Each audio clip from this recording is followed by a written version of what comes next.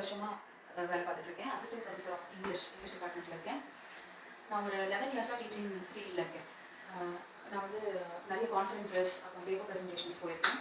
And ஒரு conference, ஒரு international கான்ஃபரன்ஸில் சேர்பர்சனாக act பண்ணியிருக்கேன். அண்ட் ஒரு இமாக்லேட் காலேஜில் ரிசோர்ஸ் பர்சனாக ஒரு கான்ஃபரன்ஸ்க்கு போயிருக்கேன்.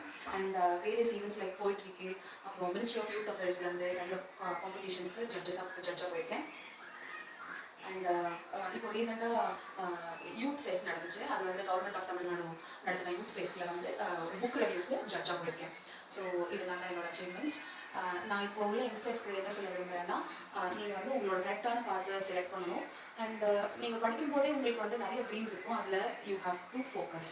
ஃபர்ஸ்ட் திங் வந்து ஃபோக்கஸ் பண்ணணும். ஏன்னா நான் இது சொல்லிட்டு ரைட்டான பர்சன் நான் நினைக்கிறேன். நான் பிஜி பண்ணும்போதே வந்துட்டு காம்படிட்டிவ் எக்ஸாம்ஸில் ஒன் ஆஃப் த காம்படிட்டிவ் எக்ஸாம்ஸான செட் வந்து கிளியர் பண்ணியிருந்தேன். ஸோ அதனால தான் நான் நினைக்கிறேன் I'm eligible to become a assistant professor. So thank you so much. Thank you.